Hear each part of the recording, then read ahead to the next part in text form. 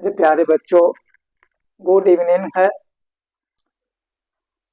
मैं महेश सर आपके सामने केमिस्ट्री क्लास 10 का पढ़ाने जा रहा हूं और चैप्टर 1 है टॉपिक रासायनिक समीकरण यानी केमिकल इक्वेशन। यह आपका समीकरण है और इसका परिभाषा है। देखिए, रासायनिक समीकरण क्या है यानी what is chemical equation. What is chemical equation यानी रासायनिक समीकरण क्या है, इसका डिफिनीशन हमने लिखा हुआ है। किसी रासायनिक अभिक्रिया में भाग लेने वाले पदार्थ के संकेतों एवं सूत्रों की सहायता से उस अभिक्रिया के संक्षिप्त रूप को, उस अभिक्रिया के संक्षिप्त निरूपण, उस अभिक्रिया के संक्षिप्त निरूपण रासायनिक अभिक्रिया कहलाता है। कहने का मतलब उस संक्षिप्त निरूपण यानी उसको शॉर्ट में लिखा गया है। जैसे हाइड्रोजन है तो हाइड्रोजन को लिखेंगे तो 4-5 लेटर में लिखाएगा, क्लोरीन को लिखेंगे 4-5 लेटर में लिखाएगा। लेकिन केवल एच दे देने से हमको क्लोरीन, एच दे देने से हाइड्रोजन हमको समझ में आता है, सीएल लिख देने से हमको क्लोरीन समझ में आता है, या सीएल लिख देने से हाइड्रोक्लोरिक अम्ल। तो यह संक्षिप्त निरूपण है, माने संकेत केवल लिखा गया है। केमिस्ट्री में सल्फर है, ऑक्सीजन है, तो इसको संकेतों के रूप में व्यक्त किया गया है। यह संकेत है। हाइड्रोजन का संकेत क्या है, एच है। क्लोरीन का संकेत क्या है, तो इससे जो बनता है, हाँ, तो यह इस तरह से जो लिखा गया है तीर चिन्ह, और इधर भी देख रहे हैं इसको बाएं तरफ और दाएं तरफ तीर चिन्ह के, तो इस तरह से जो लिखा गया है इसी को हम कहते हैं रासायनिक समीकरण। जैसे H2Cl2 मिल करके HCl बनाया है, H प्लस O2 मिल करके SO2 बनाया है, Mg+Cl2 मिल करके MgCl2 बनाया है। तो इस तरह से ये रासायनिक छोटा छोटा अभी 10वां क्लास के लिए काफी है समझने के लिए। तो आप इसको, यही रासायनिक समीकरण है, माने इस तरह से रासायनिक समीकरण लिखा जाता है। अब रासायनिक समीकरण आपके 2 प्रकार के होते हैं जो मैं अभी आगे आपको पढ़ाऊंगा। इसे आप स्क्रीनशॉट ले लीजिए।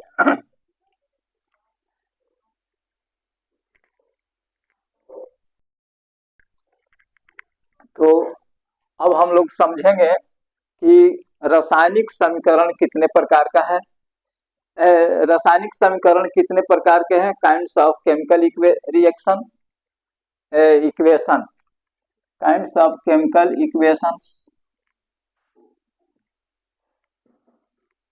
काइंड्स ऑफ केमिकल इक्वेशन यानी रासायनिक समीकरण कितने प्रकार के हैं। तो रासायनिक समीकरण आपको 2 प्रकार के होते हैं। पहला है संतुलित रासायनिक समीकरण यानी बैलेंस्ड केमिकल इक्वेशन। ठीक से याद रखिएगा, रासायनिक समीकरण 2 प्रकार के होते हैं। पहला संतुलित रासायनिक समीकरण, balanced chemical equations, balanced chemical equations, और दूसरा है असंतुलित रासायनिक समीकरण, अनबैलेंस्ड केमिकल इक्वेशन। ये 2 प्रकार के रासायनिक समीकरण आपको पढ़ना है। अब आपको ये जानना जरूरी है कि संतुलित रासायनिक समीकरण क्या है और असंतुलित रासायनिक समीकरण क्या है, यानी what is balanced chemical equation and what is unbalanced chemical equation, और what is difference between balanced chemical equation and unbalanced chemical equation. तो आप इसको स्क्रीनशॉट ले लीजिए और आगे मैं सबसे पहले आपको बताता हूं कि बैलेंस्ड केमिकल इक्वेशन क्या है, यानी संतुलित रासायनिक समीकरण क्या है। इसे आप बढ़िया से समझ लीजिए, स्क्रीनशॉट ले लीजिए। आगे मैं और पढ़ाता हूं कि बैलेंस्ड समीकरण क्या है।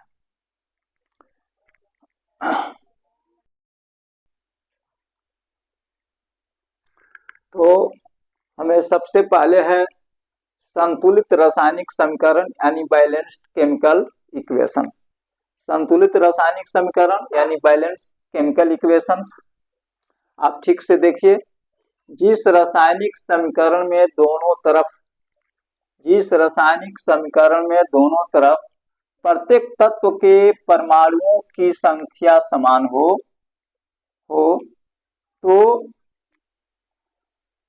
प्रत्येक तत्व के परमाणुओं की संख्या समान हो तो उसे संतुलित रासायनिक समीकरण कहते हैं।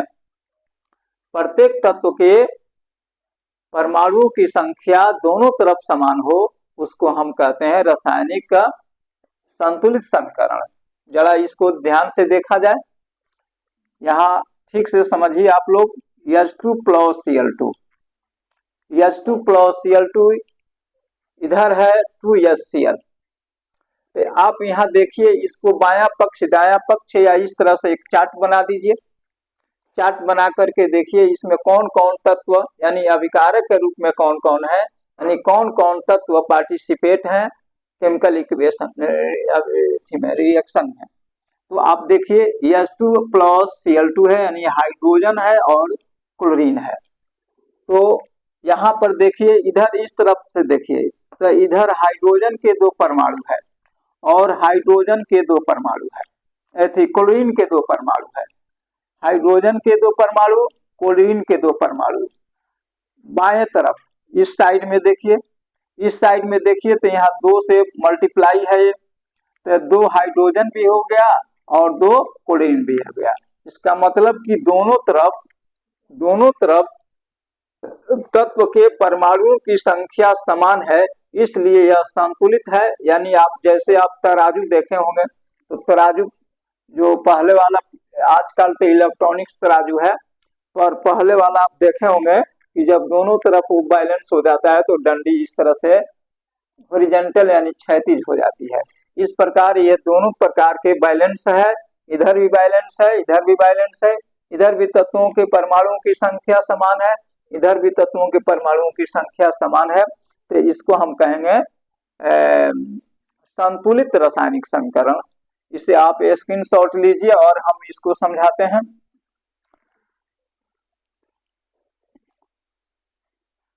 स्क्रीनशॉट ले लीजिए और आगे मैं समझाता हूं। और इसमें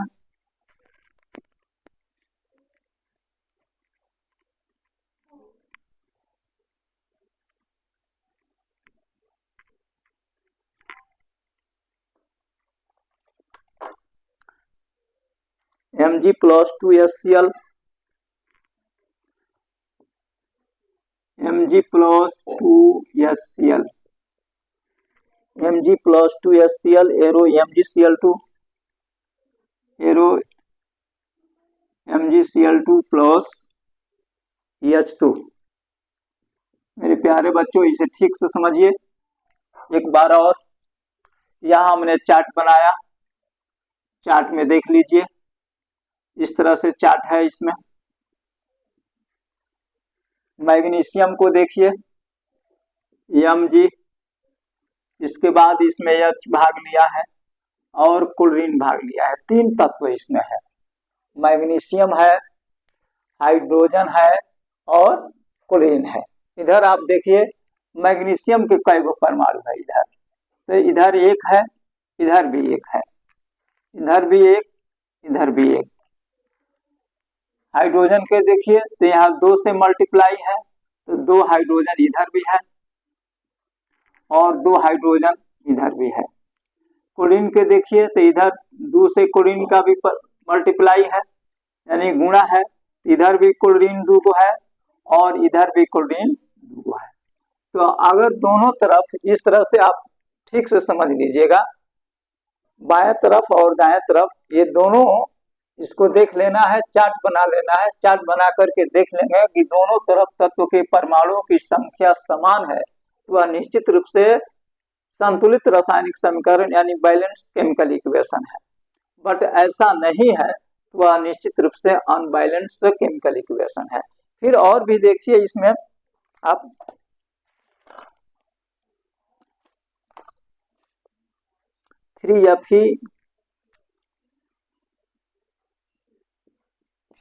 Fe plus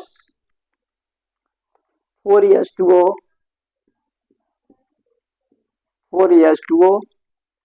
arrow Fe3O4,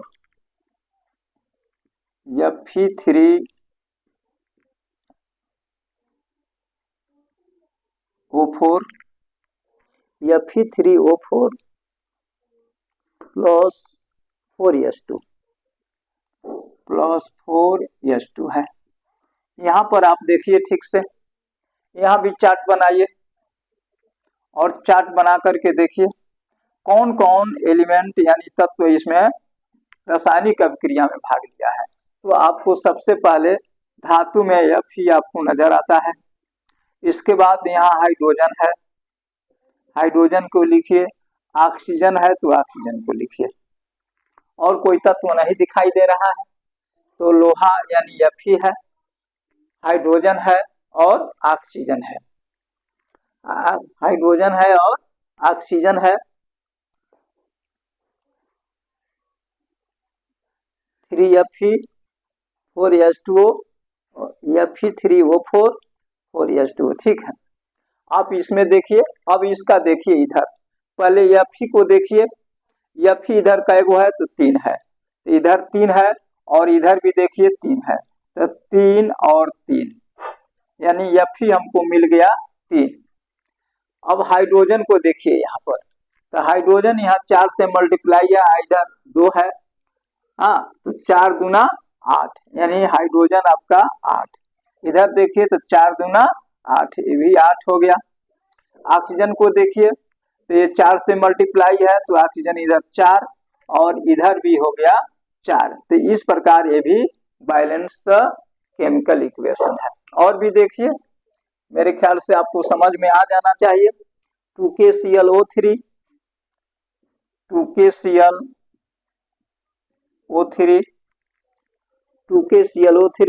arrow 2KCl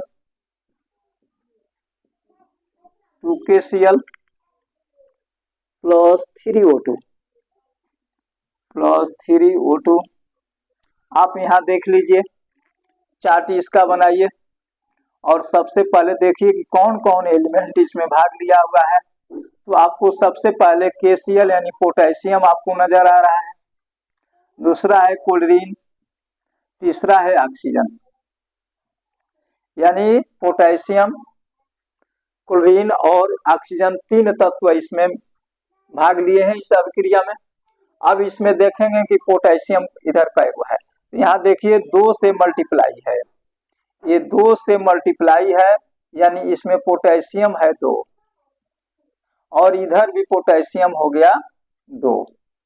अब इसके बाद क्लोरीन को देखेंगे तो क्लोरीन भी यहाँ 2 से मल्टीप्लाई है यानी इधर भी क्लोरीन 2 हो गया और इधर भी क्लोरीन यहाँ 2 से मल्टीप्लाई है 2 हो गया। ऑक्सीजन को देखिए तो ऑक्सीजन इधर देखिए 3 दूना 6 है, तो ऑक्सीजन हो गया 6, ये हो गया 3 दूना 6।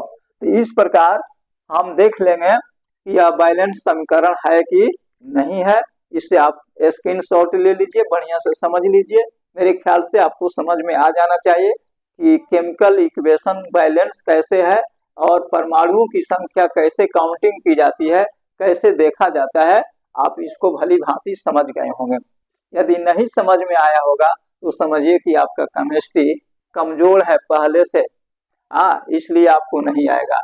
लेकिन कोशिश करिएगा कि यह केमिस्ट्री अच्छा हो आपका, चूंकि केमिस्ट्री बेसिक खोजता है, बेस खोजता है केमिस्ट्री। मैथ जो होता है बेस खोजता है, केमिस्ट्री बेस खोजता है। तो यह थोड़ा बेस आपको मजबूत होना चाहिए, तब जाकर के केमिस्ट्री सही सही समझ में आता है।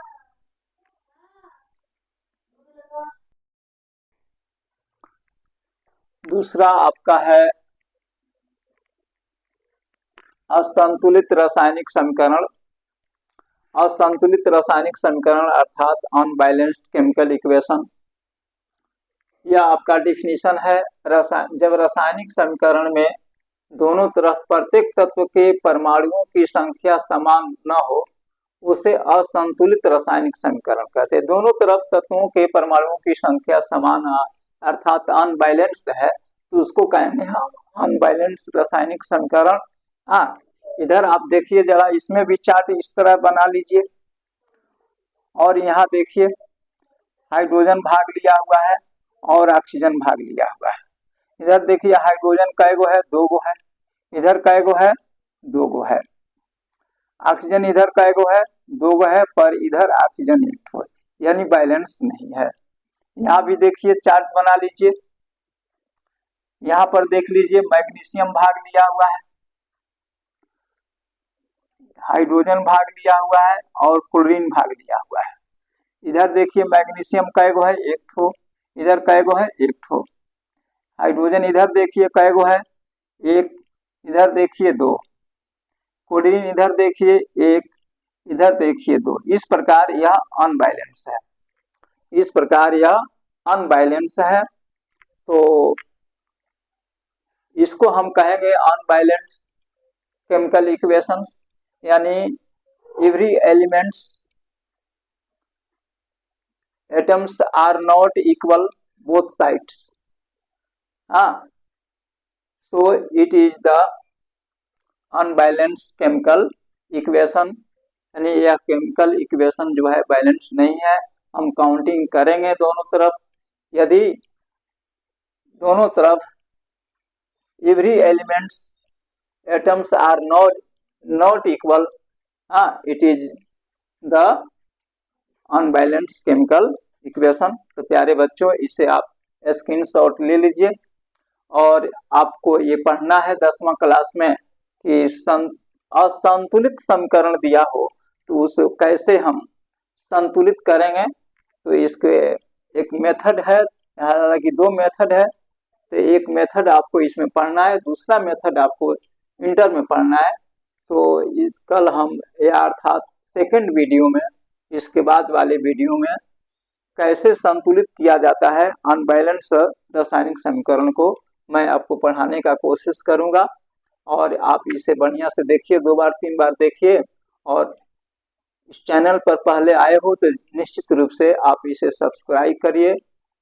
समझ में कंसेप्ट आवे, बढ़िया से आपको लगे तो लाइक करिए और अपने मित्रों को भी बताइए कि हाँ इस तरह से पढ़ाई हुई है। आप उसे बार बार देखिए, समझिए। जय हिंद, जय भारत।